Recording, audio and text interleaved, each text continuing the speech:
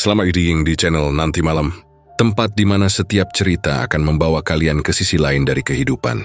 Sisi yang jarang disentuh, sisi yang tidak terlihat oleh mata, tapi nyata dirasakan oleh mereka yang pernah mengalaminya. Di sini kita akan membahas kisah-kisah mistis, ritual-ritual terlarang, dan perjanjian gaib yang dipercaya masih hidup di tengah masyarakat kita. Semua kisah yang kami hadirkan bukan sekadar dongeng, melainkan bagian dari budaya, mitos, dan cerita rakyat yang selalu meninggalkan jejak misteri. Malam ini, kita akan membuka satu lembar kisah dari Jawa Timur, sebuah cerita yang tidak semua orang berani membicarakannya. Namanya adalah Pesugihan Santet Kidung Jagad, sebuah mantra kuno yang dipercaya bisa membawa seseorang menuju kekayaan berlimpah, tapi dengan harga yang sangat mahal. Bukan sekadar uang, bukan harta, melainkan nyawa manusia sebagai tumbalnya. Konon, di sebuah desa kecil di kaki Gunung Wilis, pernah ada seorang pria yang tergoda untuk mencobanya. Dia hanyalah orang biasa, hidup pas-pasan, namun ambisinya melampaui batas. Dalam keputusasaan mencari jalan pintas, ia mendatangi seorang dukun tua yang dikenal bisa membuka pintu pesugihan. Dari situlah cerita mengerikan ini dimulai. Ritual-ritual aneh di tengah malam, bau anyir darah yang menyengat, suara kidung Jawa kuno yang tidak seorang pun mengerti artinya, dan kehadiran makhluk gaib yang menuntut balasan. Kekayaan memang datang, rumah megah, sawah luas, dan ternak yang berlipat ganda. Namun bersamaan dengan itu, kematian demi kematian terjadi di desa. Setiap bulan selalu ada nyawa yang melayang, entah karena sakit misterius, kecelakaan, atau bahkan hilang begitu saja. Dan pada akhirnya, kutukan itu menelan orang-orang yang paling ia cintai. Cerita tentang Kidung Jagad ini menjadi bisik-bisik di antara warga desa. Mereka percaya, mantranya masih ada, masih bisa dicari, dan masih bisa dipanggil. Tapi siapapun yang berani mencobanya, harus siap membayar dengan tumbal yang tidak bisa ditolak. Sampai hari ini, tidak ada satupun orang yang berani menyebut namanya sembarangan. Apalagi di tengah malam. Disinilah tempatnya, di channel Nanti Malam, kita akan membuka tabir cerita itu. Bukan untuk mengajak, bukan untuk menantang, melainkan sebagai pengingat bahwa tidak ada kekayaan instan yang gratis. Ada harga besar yang harus dibayar, maka matikan lampu kalian, kunci pintu rapat-rapat, dan dengarkan baik-baik. Karena malam ini, kita akan menelusuri kisah gelap tentang Pesugihan Santet Kidung Jagad, mantra terlarang dari Jawa Timur. Bayangkan malam itu, di sebuah desa kecil yang letaknya tersembunyi di kaki Gunung Wilis. Udara begitu dingin sampai napas terasa berat. Angin malam menggesek pucuk-pucuk bambu, menimbulkan suara lirih seperti bisikan orang yang sedang berdoa pelan. Desa itu tidak besar, hanya terdiri dari puluhan rumah kayu dengan genteng berlumut. Jalan setapak dari tanah yang kalau hujan berubah jadi lumpur. Warga desa hidup sederhana. Kebanyakan dari mereka petani. Sebagian lagi pedagang kecil yang membawa hasil panen ke pasar kecamatan. Dari luar desa itu terlihat biasa-biasa saja, damai, tenang. Tapi di balik ketenangan itu, ada sebuah rahasia tua yang diwariskan turun-temurun. Sebuah kisah yang membuat bulu kuduk merinding setiap kali disebutkan. Kisah itu adalah tentang sebuah mantra, sebuah kidung yang katanya sudah ada sejak ratusan tahun lalu. Orang-orang menyebutnya dengan nama Kidung Jagad. Sebuah kidung yang tidak boleh sembarangan diucapkan, apalagi dinyanyikan. Menurut cerita, Kidung Jagad bukan sekadar lagu kuno atau tembang Jawa yang biasa dipakai untuk upacara. Kidung ini punya kekuatan gaib, kekuatan yang bisa membalikkan hidup seseorang hanya dalam hitungan hari. Katanya siapapun yang berani menjalankan ritual Kidung Jagad bisa mendapatkan apa saja yang dia mau. Kekayaan melimpah, kedudukan tinggi, atau bahkan pesona yang membuat siapapun tunduk. Lebih tentu saja tidak ada yang gratis. Semua itu harus dibayar mahal dengan tumbal, dengan nyawa. Wes aja sembarangan nyebut Kidung Jagad nang tengah wengi. Yen kowe ora kuat, bakal ana sing teka, begitu kata Mbah Karto. Seorang tetua desa yang rambutnya sudah putih semua.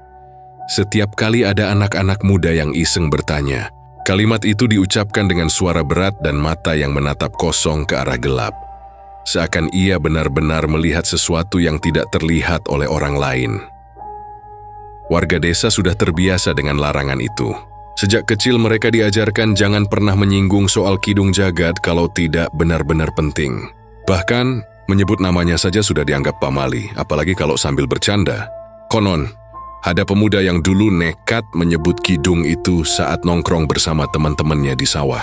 Malam itu juga, dia jatuh sakit tanpa sebab.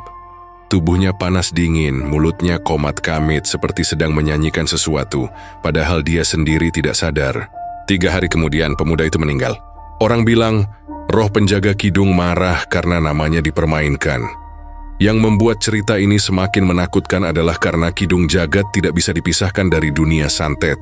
Orang-orang percaya bahwa kidung ini adalah semacam mantra inti, semacam ajian pamungkas yang dimiliki oleh dukun-dukun zaman dulu. Dengan kidung itu, mereka bisa mengirim santet paling mematikan. Santet yang tidak bisa ditolak siapapun, bahkan dukun sakti sekalipun. Begitu kidung itu dilantunkan dengan benar, korban akan seperti diseret ke dalam dunia lain, dunia yang penuh kegelapan, tanpa bisa kembali.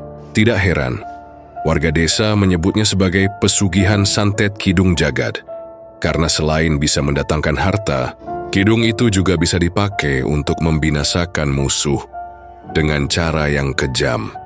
Bayangkan saja, di sebuah desa yang gelap tanpa listrik, hanya diterangi lampu minyak, suara kidung itu konon terdengar lirih dari dalam hutan pada malam-malam tertentu. Suara yang pelan, mendayu tapi membuat orang yang mendengarnya merinding sampai tulang. Beberapa orang yang pernah tidak sengaja mendengar mengaku, nada kidung itu seperti campuran antara tembang Jawa kuno dan tangisan. Ada bait yang berbunyi pelan, "Hei jagat, buka lawang, buka dalan." Suaranya seperti memanggil sesuatu dari balik kegelapan. Setelah bait itu selesai, angin berhembus dingin sekali, dan biasanya tidak lama ada kabar buruk yang menimpa seseorang di desa. Misteri itu sudah jadi bagian dari kehidupan mereka. Tidak ada yang berani membantah.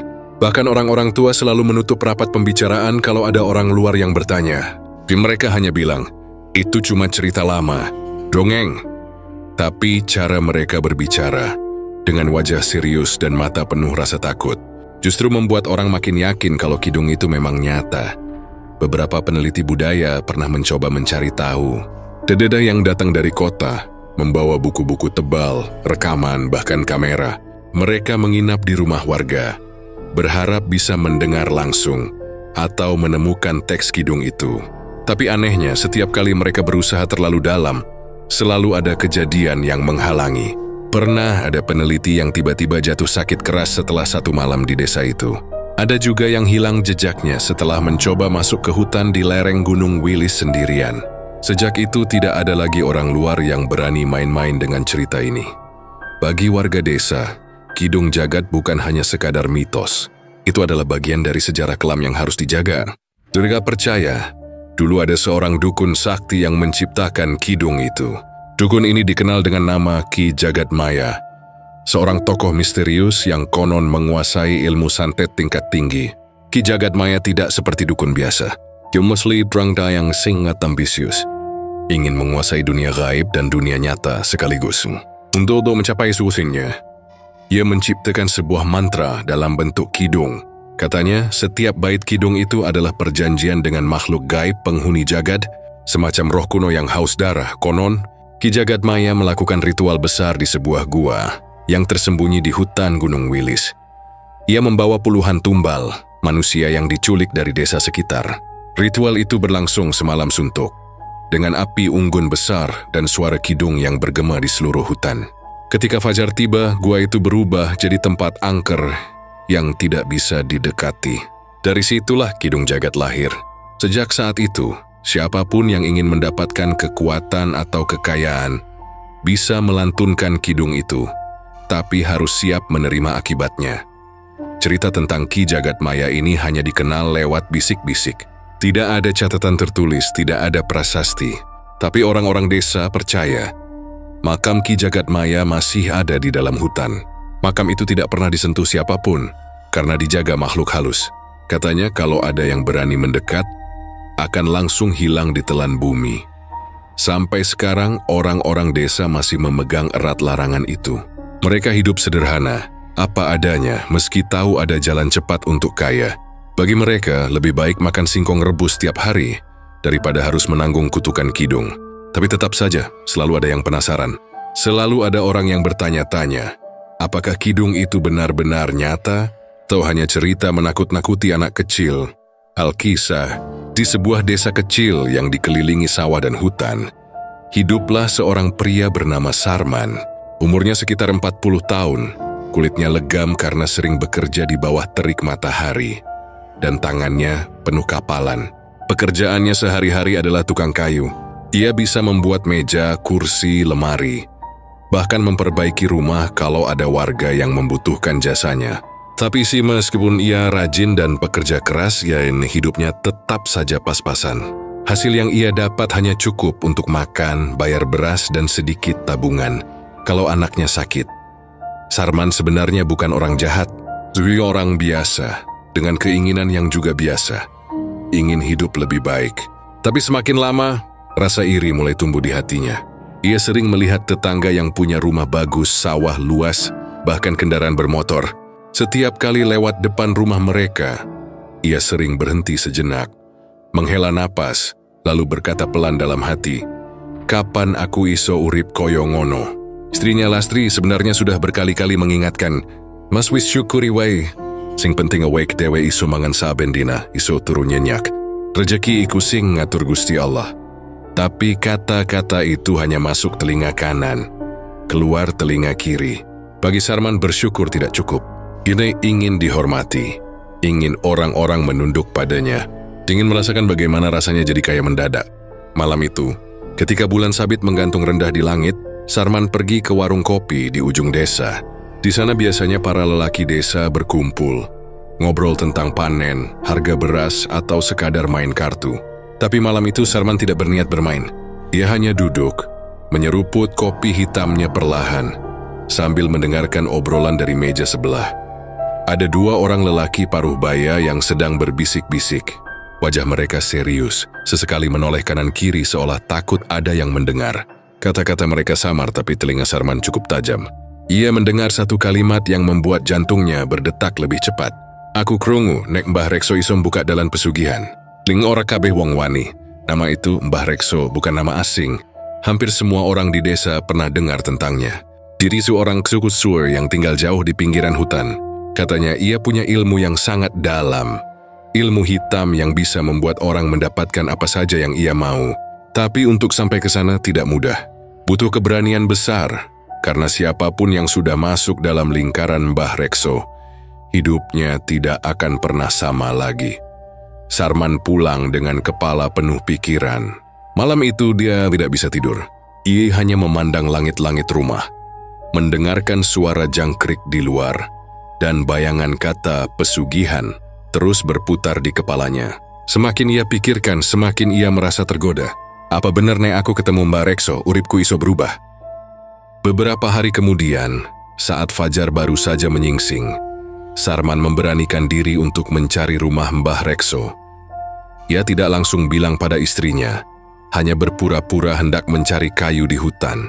Ia membawa bekal nasi bungkus dan sebotol air. Jalannya menanjak melewati sawah, lalu masuk ke jalan setapak yang dikelilingi pohon tinggi.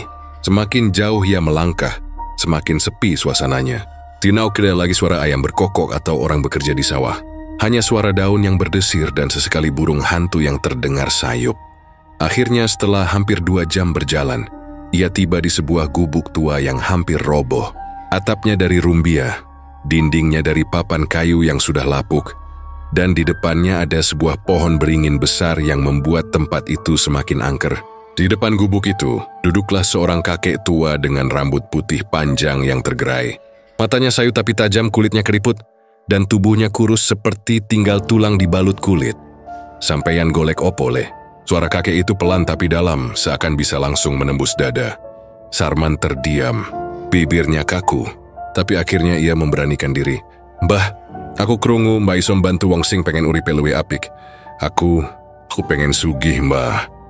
Kakek itu tersenyum tipis, senyum yang tidak bisa ditebak apakah ramah atau menakutkan. Dia kemudian berdiri perlahan. Tubuhnya gemetar seperti orang rapuh. Tapi entah kenapa langkahnya terasa sangat berat. Dia menatap Sarman dalam-dalam lalu berkata, "Sugih iku gampang le. Ning, apa kowe wanim bayar regane? Sarman menelan ludah. Regane piye sembah? Kakek itu tidak langsung menjawab. Dia masuk ke gubuknya, lalu kembali dengan membawa sebuah kain lusuh. Dari dalam kain itu, ia mengeluarkan sebuah benda kecil seperti gulungan lontar tua. Bau anyir tiba-tiba tercium, campuran antara darah kering dan tanah basah. Ia membuka sedikit gulungan itu, dan tampak tulisan Jawa kuno yang samar-samar, seperti ditulis dengan tinta hitam pekat. Inilah Kidung Jagad, kata Mbah Rekso dengan suara serak. Mantra sing disiptakno Ki Jagadmaya. Sopo wae sing wani ngucapno, bakal entuk opo wae sing dikepengini. Ning ojo lali saben tembung iku janji. Janji karo jagad karo roh-roh sing ora katon. Yen kowe langgar, awek dewe sing bakal dijupuk. Jantung Sarman berdegup kencang. Ia tahu ini berbahaya, tapi rasa tamak dalam dirinya lebih kuat. Ia membayangkan rumah besar, sawah luas, harta melimpah, dan semua orang menghormatinya. Aku gelem, Mbiah, ucapnya akhirnya dengan suara bergetar. Mbiah Rekso tertawa kecil, tawanya kering seperti ranting terbakar. Yang nengono kowe kudu siap. Aja nyesel, sawi semlebu ora aname tumane. Sarman mengangguk meski dalam hatinya masih ada rasa takut. Jamiri dakto fangs mem nengga. Tenu is rasa pintu sudah terbuka. Joni sudah siaka terlau mai sujauhan untuk mundur. Dan malam itu di bawah beringin besar, hidup Sarman perlahan berubah masuk ke jalan yang penuh kegelapan. Malam itu langit benar-benar gelap. Awan tebal menutupi bulan, hanya menyisakan cahaya samar yang sesekali tembus lewat celah awan. Angin berhembus pelan, membawa aroma lembab tanah basah dari arah kuburan desa. Kuburan itu terletak agak jauh dari pemukiman, diapit oleh pohon-pohon jati tua yang menjulang tinggi. Orang-orang biasanya menghindari tempat itu setelah maghrib, apalagi tengah malam. Tapi malam itu Sarman justru berjalan ke arah sana dengan langkah berat. Tangannya gemetar sambil membawa ayam hitam yang diikat dengan tali. Sesekali berontak dan berkokok lirih seakan tahu nasibnya sebentar lagi. Di pundaknya tersampir kain kafan bekas yang tadi sore ia dapatkan dari Mbah Rekso. Kain itu masih berbau anyir tanah kubur. Jelas sekali pernah dipakai membungkus mayat. Sementara di tangannya yang lain, ia menenteng kendi tanah liat berisi darahnya sendiri. Ia tadi sore dipaksa menusukkan jarum besar ke telapak tangannya, meneteskan darah ke dalam kendi sampai hampir setengah penuh. Jalan setapak menuju kuburan terasa lebih panjang dari biasanya. Suara daun bergesek di atas kepalanya terdengar seperti bisikan halus. Sesekali ada suara burung malam melengking, membuat bulu kuduknya berdiri. Tapi ia tidak berani mundur. Kata Mbah Rekso tadi siang, yen kowe wis wani, ojo setengah-setengah, nek mandek nang tengah dalan, akibatmu luwih elek. Kalimat itu terus terngiang di kepalanya. Sesampainya di kuburan, Mbah Rekso sudah menunggu. Tubuhnya dibalut jubah hitam lusuh, kepalanya tertutup ikat kain hitam, dan di tangannya ada tongkat kayu yang ujungnya dibalut kain merah. Ia berdiri tegak di dekat nisan tua yang miring. Matanya menatap lurus ke arah Sarman tanpa berkedip. Wis siap le. Suaranya berat, dalam, seperti keluar dari perut bumi. Sarman menelan ludah, lalu mengangguk pelan. Inggih Mbah. Lebokno kabeh sing tak omongno, perintahnya. Sarman meletakkan ayam hitam di tanah, menaruh kendi berisi darah di sebelahnya, lalu membuka kain kafan dan menggelarnya di atas rerumputan makam. Bau anyir langsung menusuk hidung, bercampur dengan aroma tanah basah. Perutnya mual, tapi ia menahan. Mbah Rekso lalu menggambar lingkaran di tanah dengan ujung tongkatnya. Di dalam lingkaran itu, ia menaruh ayam, kendi, dan kain kafan. Kemudian ia duduk bersila di hadapan lingkaran, menutup mata dan mulai melantunkan sesuatu. Suara itu rendah bergetar, seperti nyanyian kuno yang asing di telinga Sarman. Jagad, buka lawang, buka dalan. Teka roh leluhur, teka roh peteng. Aku sing nyebut, aku sing nyuwun. Nada kidung itu semakin lama semakin tinggi. Awalnya pelan, tapi makin lama makin cepat, makin menekan.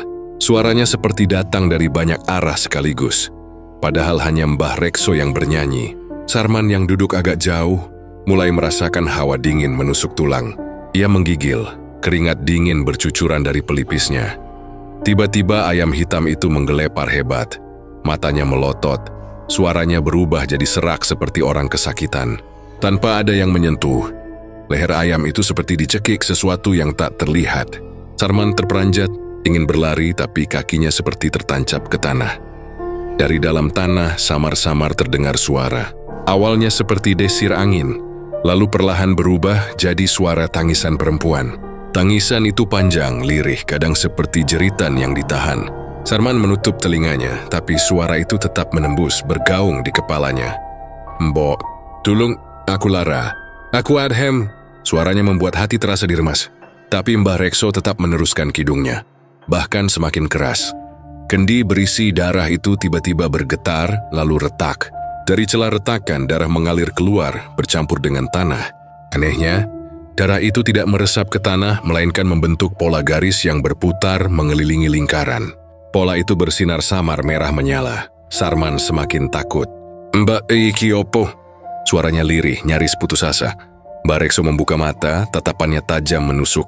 "Meneng waile, nek kowe rusak no ritual iki, awakmu dewe sing dijupuk." Jantung Sarman hampir pecah mendengarnya. Ia memeluk tubuhnya sendiri, menggigil, tapi tetap bertahan. Kidung itu berlanjut kali ini dengan bahasa yang sama sekali tidak dimengerti. Bukan Jawa, bukan Indonesia, bahkan bukan bahasa manusia. Suaranya seperti bisikan dari dunia lain. Bergema, panjang, kadang serah, kadang melengking. Setiap kali Mbah Rekso mengucapkan bait baru, angin bertiup lebih kencang, daun-daun berjatuhan, ranting bergoyang, dan udara semakin dingin menusuk tulang. Ayam hitam itu akhirnya mati. Tergeletak kaku dengan mata terbuka. Dari mulutnya keluar darah kental yang langsung terserap ke dalam tanah. Dan saat itulah, suara tangisan dari bawah tanah berubah jadi tawa. Tawa panjang melengking bercampur dengan suara banyak orang yang berbisik-bisik. Sarman hampir pingsan mendengarnya. Tapi entah kenapa, di tengah ketakutannya ada rasa hangat yang tiba-tiba muncul di dadanya. Rasa aneh, seperti ada sesuatu yang masuk ke dalam tubuhnya. Gemerasi lebih ringan, tapi juga lebih gelisah. Mbah Rekso berhenti melantunkan kidung. Ia membuka matanya lebar-lebar menatap Sarman. "Wis rampung le, wiwit dinaiki, uripmu ora bakal podo maneh. Kowe wis nyebut, kowe wis janji. Rejeki bakal teka nanging aja lali, saben sing teka ana sing kudu lunga." Sarman terengah-engah, matanya kosong. Ia tidak tahu harus senang atau takut. Tapi ia tahu, sejak malam itu ia bukan lagi orang biasa. Ada sesuatu yang berubah dalam dirinya. Sesuatu yang tidak bisa ia jelaskan.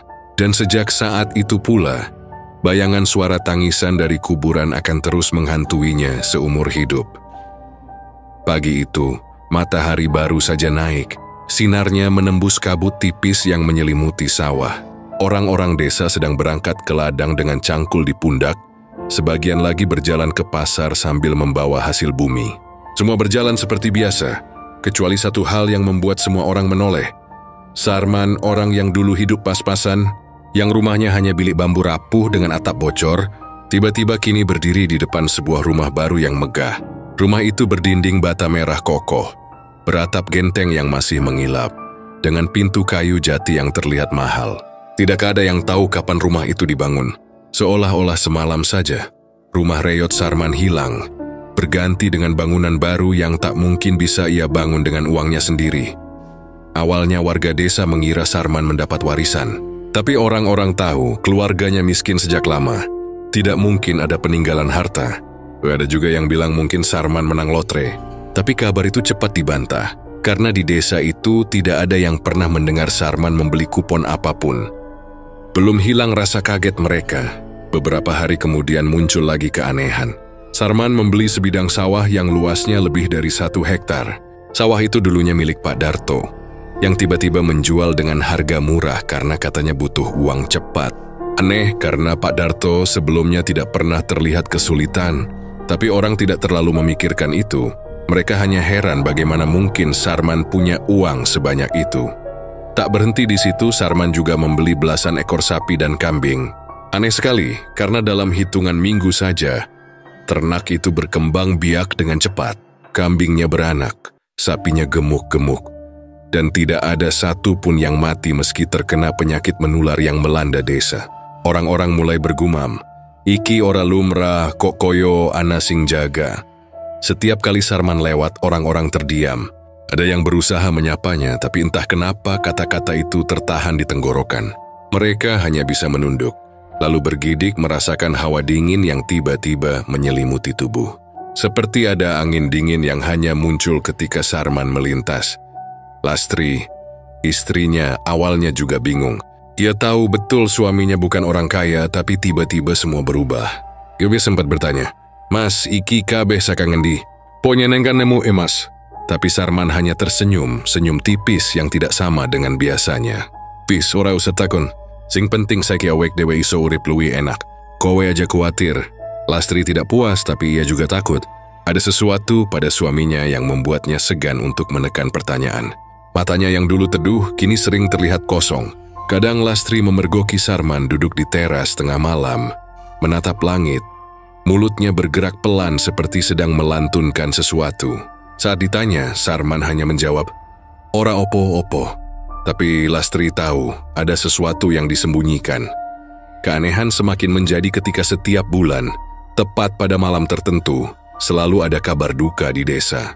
Entah bagaimana selalu saja ada warga yang meninggal mendadak. Ada yang jatuh dari pohon padahal dikenal cekatan, ada yang sakit tiba-tiba tanpa gejala lalu mati, hanya dalam 2 hari. Bahkan ada yang hilang begitu saja saat berjalan pulang dari sawah. Awalnya orang menganggap itu kebetulan, tapi setelah terjadi berkali-kali orang-orang mulai berbisik. Mereka sadar, setiap kali ada yang meninggal, kekayaan Sarman bertambah. Ada saja sawah baru yang dibelinya. Ada saja ternak yang makin banyak. Desas-desus mulai menyebar. "Jangan-jangan iki pesugihan," kata salah seorang warga pada temannya sambil berbisik. "Yowis jelas. Kowe ra krungu pas mbah-mbah biyen ngomong. Nek kidung jagat kuwi isi ono." Jawab yang lain dengan suara pelan, tapi tidak ada yang berani menuduh langsung. Warga desa terlalu takut. Mereka tahu, kalau benar Sarman memegang ilmu hitam, siapapun yang melawannya bisa kena celaka. Apalagi kabarnya, dukun yang pernah menyinggung soal itu tiba-tiba jatuh sakit parah dan meninggal dengan kondisi mengenaskan. Anak-anak kecil pun mulai takut melewati rumah Sarman. Katanya setiap malam sering terdengar suara aneh dari rumah itu. Ada yang bilang seperti suara perempuan menangis, ada yang bilang seperti suara gamelan Jawa dipukul pelan. Kadang ada juga yang bersumpah melihat bayangan tinggi hitam berdiri di halaman. Lastri semakin gelisah. Ia tidak pernah tenang tidur. Setiap malam, ia mendengar langkah kaki di sekitar rumah. Padahal tidak ada orang. Ia juga beberapa kali melihat suaminya duduk di tengah ruang tamu, menyalakan dupa, dan meletakkan sesajen berupa nasi tumpeng kecil dan bunga setaman. "Mazi iki opo? Kenapa jenengan ninda kakek iki?" Tanyanya dengan suara bergetar. Sarman hanya menoleh sekilas, matanya tajam, wajahnya pucat. "Iki syarat las yen ora kabeh sing wis tak entuk bakal ilang. Kowe ojo ganggu." Lastri hanya bisa terdiam. Dia ingin marah, ingin lari, tapi ia tidak tahu harus kemana. Hatinya diliputi rasa takut sekaligus iba. Suaminya bukan lagi orang yang sama. Ada sesuatu yang lebih besar yang sudah menguasainya. Waktu terus berjalan, dan kekayaan Sarman makin melimpah. Orang-orang desa tidak lagi memandangnya sebagai tetangga, tapi sebagai sosok yang harus dijaga. Jarak. Mereka menghormatinya, tapi bukan karena kagum, lebih karena takut. Anak-anak dilarang orang tuanya mendekati rumah Sarman. Para tetangga hanya berkunjung jika benar-benar terpaksa. Yang paling menyeramkan adalah setiap kali ada warga yang meninggal, orang-orang selalu melihat Sarman hadir di pemakaman. Dia berdiri agak jauh. Wajahnya datar tanpa ekspresi, hanya menatap liang lahat sampai selesai. Tidak ada yang berani menegurnya, tapi semuanya tahu ada sesuatu yang tidak beres. Pada suatu malam Jumat Kliwon, desa tiba-tiba geger. Seorang gadis muda, anak tetangga dekat rumah Sarman, hilang secara misterius. Orang tuanya panik, warga desa ikut mencari ke hutan, sawah, dan sungai. Tapi gadis itu tidak ditemukan. Anehnya, malam itu beberapa warga mengaku mendengar suara perempuan menangis dari arah rumah Sarman. Tapi tidak ada yang berani memeriksa. Keesokan paginya, rumah Sarman terlihat berbeda. Pagar bambu yang dulu sederhana, tiba-tiba berganti dengan pagar kayu besar dan kokoh. Seolah-olah semalam saja, ia mampu membangun semuanya. Warga hanya bisa menatap dengan wajah pucat. Mereka mulai yakin, setiap kali ada yang hilang, ada sesuatu yang bertambah dalam hidup Sarman. Dan sejak itu, rumor semakin kuat. Orang-orang berbisik sambil menunduk. Iki wis jelas, iki pesugihan Kidung Jagad. Nanging sopo sing wani ngomong langsung, nek salah nyawane dewe sing bakal dijupuk. Sejak malam ritual itu, kehidupan Sarman memang berubah drastis. Tapi bersama dengan kekayaan yang datang, kegelapan pun ikut menyelimuti. Semua orang bisa merasakan hawa dingin setiap kali ia lewat, seolah-olah ada roh-roh lapar yang mengikutinya. Dan di balik senyum tipisnya yang selalu dipamerkan, tersimpan rahasia kelam yang hanya diketahui oleh dirinya dan Mbah Rekso. Rupanya, kekayaan yang deras mengalir ke hidup Sarman itu tidak pernah datang dengan cuma-cuma. Ada harga yang harus dibayar, dan harga itu bukan uang melainkan nyawa. Sejak malam pertama ia ikut ritual Kidung Jagad, setiap bulan roh penunggu pesugihan itu selalu datang menagih tumbal. Mbah Rekso sudah pernah memperingatkan, walau dengan cara samar-samar. Sarman oyo nganti lali. Saben kidung kowe kau lantunkan, bakalan sing dijupuh. Nek kowe ora gelem nyediake, kulawargamu sing bakal dadi gantine.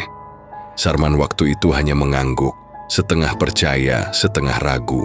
Ia mengira, selama tumbal itu bisa diambil dari orang lain, keluarganya aman. Tapi ternyata roh itu tidak selalu puas. Malam itu, angin berembus kencang meski cuaca seharusnya tenang. Di dalam rumah besar yang baru saja ia bangun, Sarman merasa ada sesuatu yang aneh. Lampu minyak bergoyang tanpa sebab, suara anjing menggonggong di kejauhan, dan bau bunga melati menyengat memenuhi ruangan. Bau itu tidak wajar, terlalu tajam, membuat bulu kuduk berdiri. Lastri sedang menidurkan anak semata wayang mereka, Jaya. Bocah itu baru berumur 7 tahun, lincah dan selalu ceria. Tapi malam itu, tubuhnya tiba-tiba panas lalu berubah dingin seketika. Keringat dingin membasahi dahinya, matanya melotot, seakan ada sesuatu yang menguasai tubuh kecilnya. Mas Sarman, Jaya aneh mas. Opo iki kutukan? Teriak Lastri panik. Sarman bergegas mendekat dan apa yang dilihatnya membuat hatinya nyaris berhenti. Jaya menggeliat di ranjang. Mulutnya berkomat kamit mengucapkan kata-kata yang bukan miliknya. Bahasa yang asing, tua dan berat. Lidah kecilnya tidak seharusnya bisa melafalkan itu. Tapi jelas terdengar. Kidung yang sama seperti yang dulu dilantunkan Mbah Rekso di kuburan. Suara itu lirih, serak tapi menusuk telinga.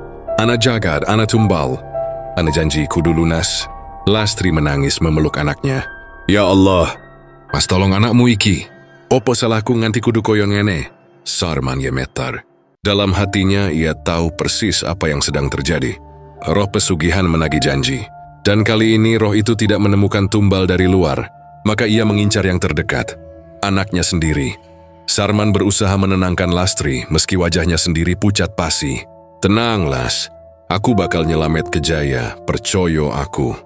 Tapi di balik kata-kata itu ia sendiri diliputi ketakutan yang tak terbayangkan. Malam itu Sarman meninggalkan rumah dengan tergesa. Ia menuju ke gubuk Mbah Rekso di pinggir desa. Langkahnya terhuyung, dadanya berdegup keras. Sesampainya di sana, ia langsung mengetuk pintu berkali-kali. Mbah Rekso keluar dengan wajah lelah, seakan sudah tahu apa yang akan terjadi. Wis tak komong nosar, nek kowe ora iso nyediake tumbal keluargamu sing kena. Aku ora peduli mbah, tolong anakku. Opo sing kudu tak lakoni? Suara Sarman serak, matanya merah karena menahan tangis. Mbah Rekso menatapnya tajam. Kowe kudu cepet nyediake gantine.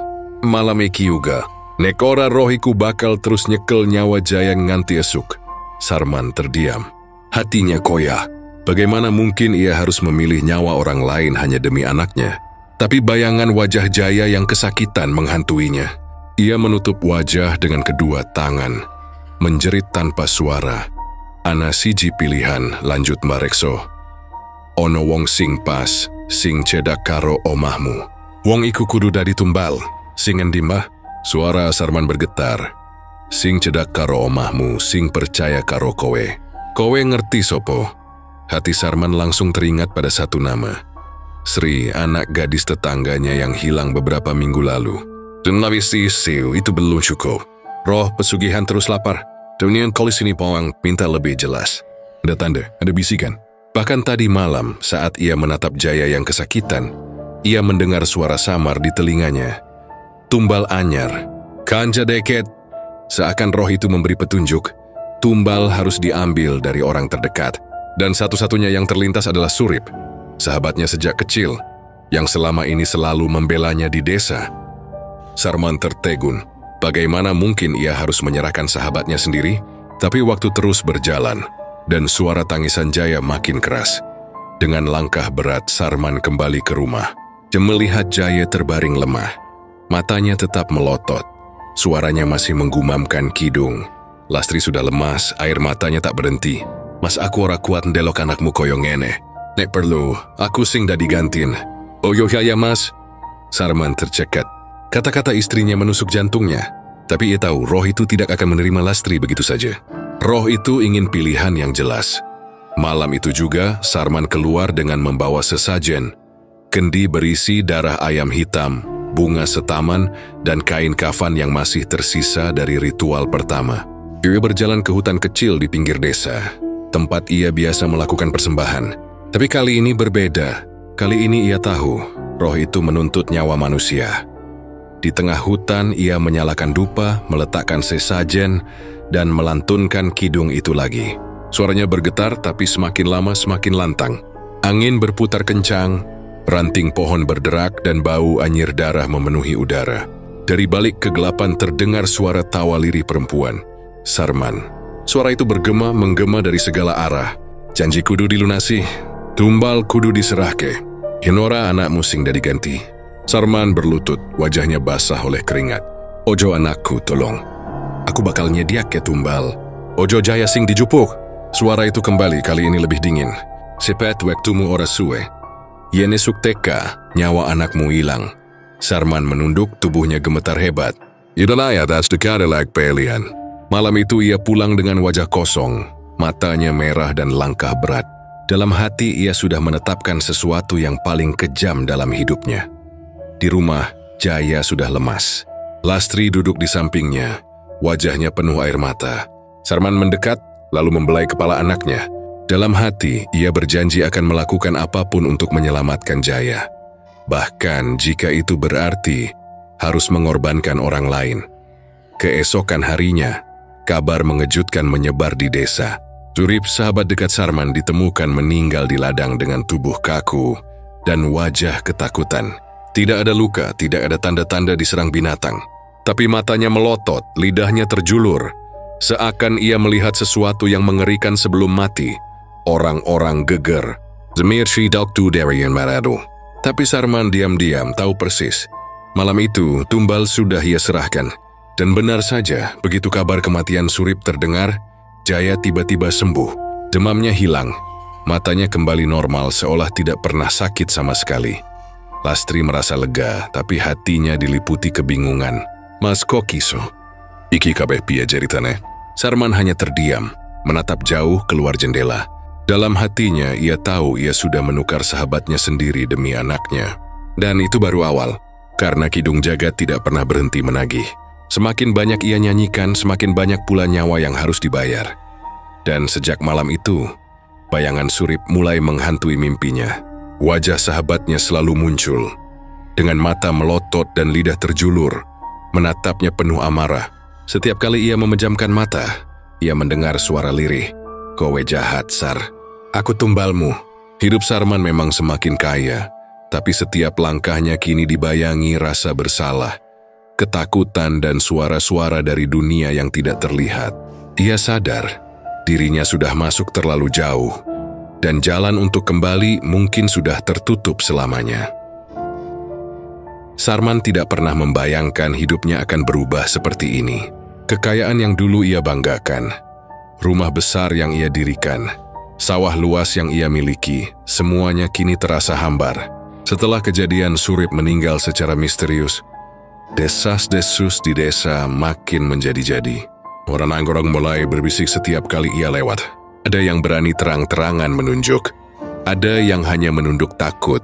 Tapi yang paling membuat Sarman tidak bisa tidur adalah kondisi anaknya. Jaya memang sempat sembuh setelah Surip dijadikan tumbal, tapi itu hanya sementara. Beberapa minggu kemudian, penyakit aneh itu datang lagi.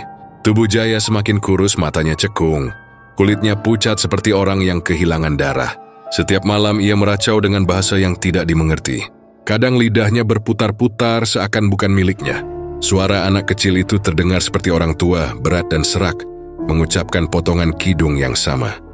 Jagad iki, kudu ono sing ngendandani, tumbal kudu dibayar. Lastri sudah tidak sanggup lagi menahan air mata. Ia duduk di samping ranjang, memeluk anaknya, terus membaca doa yang ia tahu. Tapi semakin banyak doa yang ia lantunkan, semakin keras pula Jaya berteriak. Seakan tubuhnya menolak bacaan itu. Sarman yang melihatnya hanya bisa terdiam, wajahnya pucat pasi. Dalam hatinya ia tahu, roh pesugihan itu sudah benar-benar mengikat anaknya. Panik, Sarman mencoba mencari pertolongan. Ia pergi ke desa lain, menemui dukun-dukun terkenal. Ada yang dikenal bisa menolak santet. Ada yang katanya bisa memutuskan ikatan gaib. Tapi setiap kali ia mengutarakan masalahnya, wajah para dukun itu langsung berubah. "Sampeyan wis main karo kidung jagad?" tanya salah satu dukun dengan wajah serius. Sarman mengangguk pelan, tak sanggup berkata banyak. Dukun itu menghela napas panjang, lalu berkata lirih, "Wis telat le, ojo ngarep akeh. Yen wis melu ikatan kidung jagad, kuwi wes urusan karo jagad liane. Manusia biasa ora bakal iso mecahke." Dukun lain bahkan langsung menolak sejak awal. "Sampeyan bali wae, aku ora wani. Aku isih pengin slamet, pengin urip tenang, kowe wes nyabrang garis sing ora iso dibaleke." Kata-kata itu menusuk hati Sarman, seperti ribuan duri. Harapannya pupus satu persatu. Ia merasa semakin terjebak dalam lingkaran gelap yang tak ada jalan keluarnya. Malam itu, Sarman kembali ke rumah dengan langkah gontai. Begitu masuk, ia langsung mendengar suara tangisan Jaya.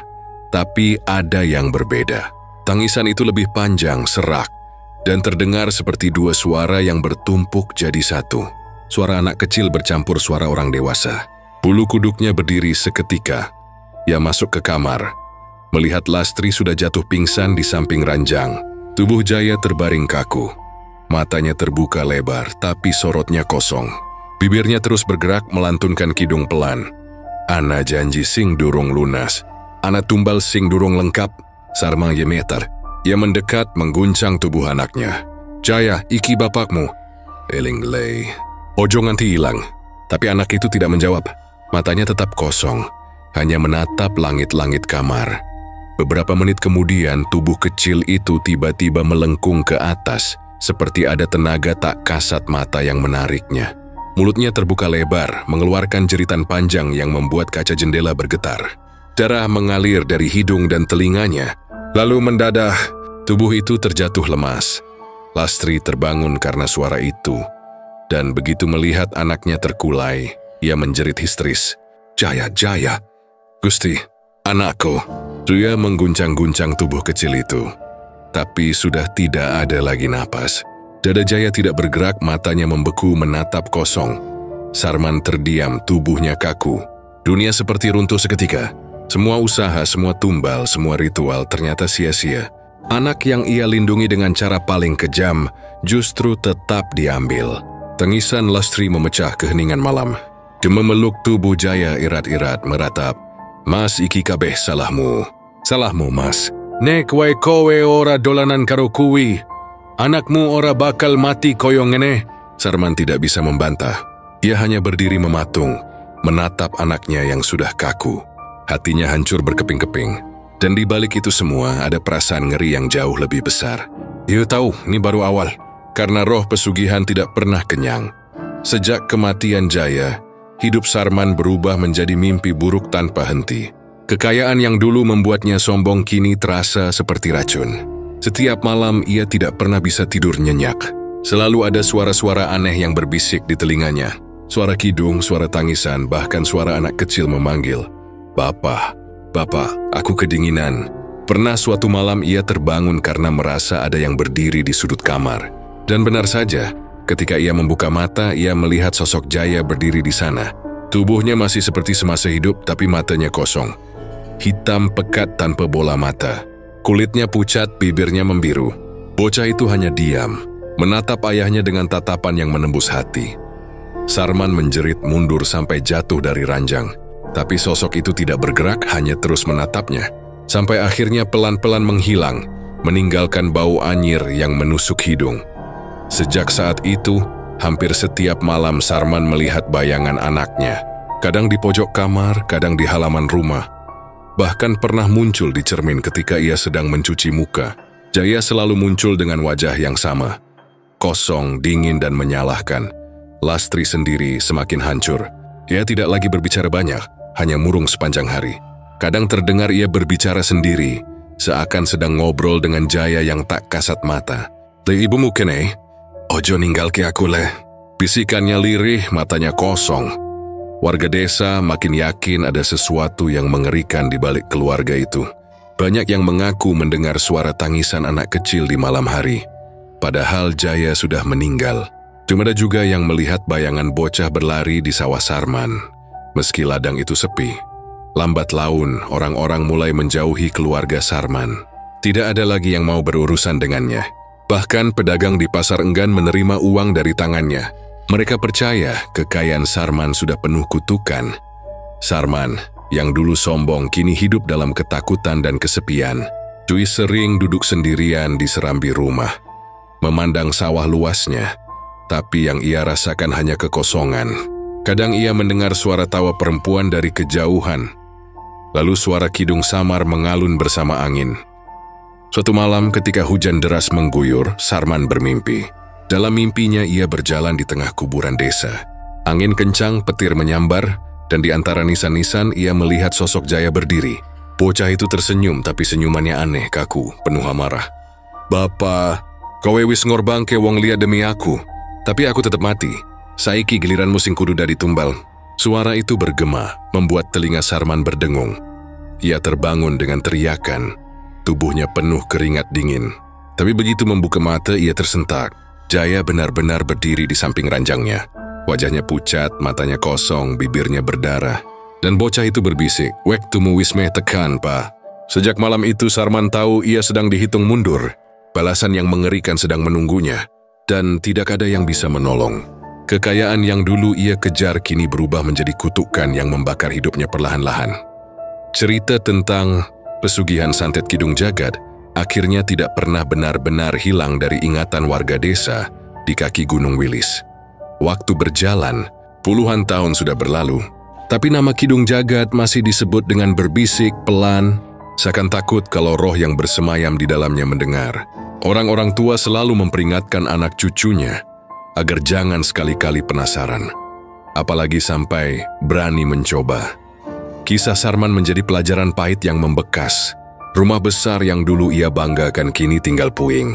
Sawahnya kembali terbengkalai, ditumbuhi alang-alang. Dan orang-orang percaya setiap kali ada orang nekat lewat sawah itu di malam hari, mereka akan mendengar suara gamelan samar dari kejauhan. Suara kidung itu seperti datang dari perut bumi, lirih tapi menusuh. "Jagad iki kudu ono sing dibayar, tumbal kudu lengkap." Warga desa sering bercerita bahwa malam terakhir hidup Sarman adalah malam paling mengerikan. Tidak ada yang berani mendekat rumahnya saat itu. Hujan deras, petir menyambar tanpa henti.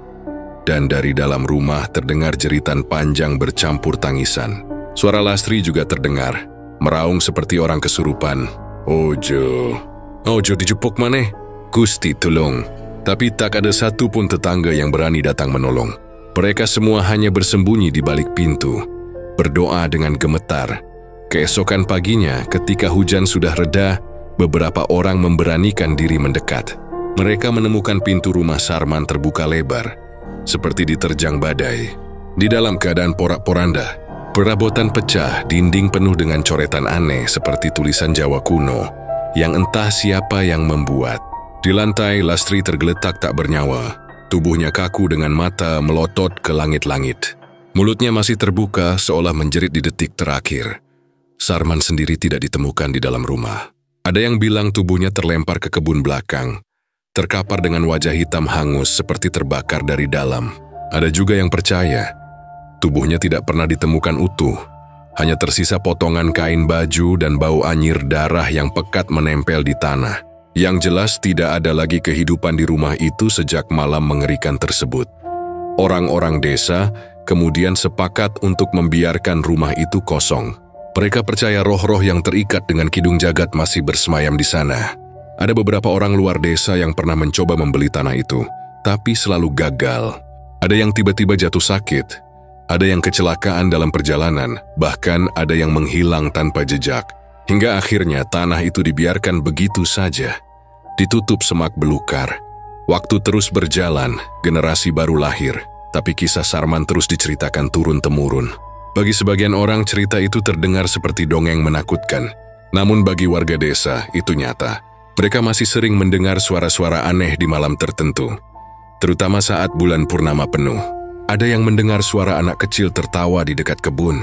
Ada juga yang melihat bayangan pria kurus berdiri di samping pohon beringin, menunduk dengan wajah yang tidak jelas. Seorang kakek tua di desa pernah berkata, "Sarman kuwi konto wong sing kala karo ambisi.